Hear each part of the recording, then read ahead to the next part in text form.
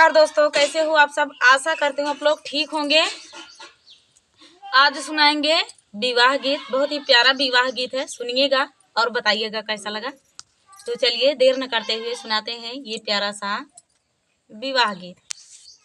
लाली पलंगा सतरंगी तकियावा रामा जसोई गाठ जोराजी। लाली पलंगा सतरंगी तकियावा रामा जसोई गाठ जोराजी। राम सोवाए सीता बेनिया डोला माई नैना से ढूरई लागे आसाजी। रामा जे सोवाई सीता बेनिया डोला माई नैना ढूरई लागे आसाजी।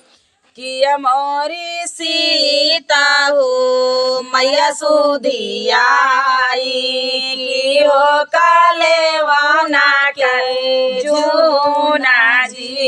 किया मोरी सीता हो मैया सुधियाई की हो कालेवाना के जूना।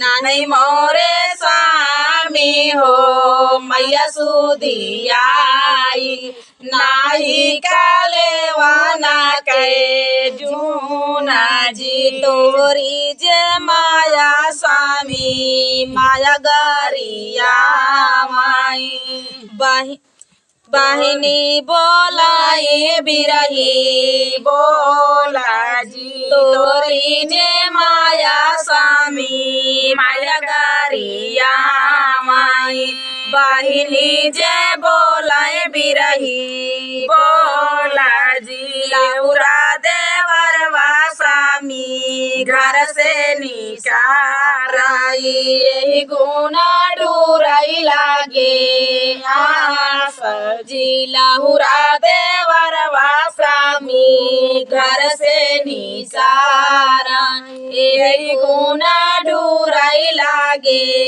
आसजी। इतनी बचाना सुने दुल्हे श्री रामचंद्र उठे पलंग से जहानाई जी। इतनी बचाना सुनाई दुल्हे श्री रामचंद्र उठे पलंग से जहानाई जी। मैया का भेजबाई धाना ठीक दुपहरिया बहिनी का देबाई ससुरे भेज जी। माया का भेजबाई धाना खड़ी दुपहरिया बहिनी का भेजबाई ससुरे भेज जी। लाहुरा देवरवा धाना या लगे कराऊ बाई दुनो जाने रहा भैया खेला जी। लाहुरा देवरवा धाना या लगे कराऊ बाई दुनो जाने रहा भैया खेला जी।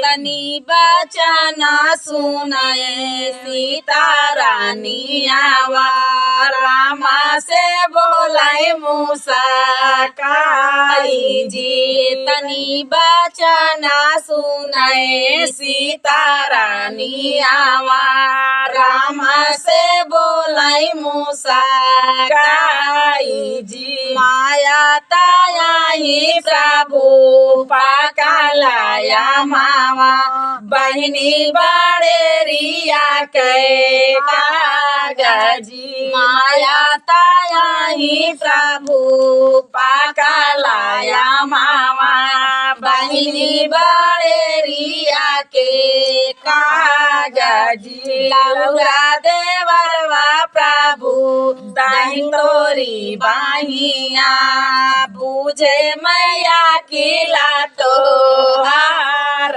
जी। लाहुरा देवरवा प्रभु दाहिनी तोरी बाहिया, बूझे मैया की लातो हारा जी। तो दोस्तों ये प्यारा सा विवाह गीत आप सभी को कैसा लगा कमेंट में बताना दोस्तों। मिलते हैं नेक्स्ट वीडियो में, तब तक के लिए जय श्री राम।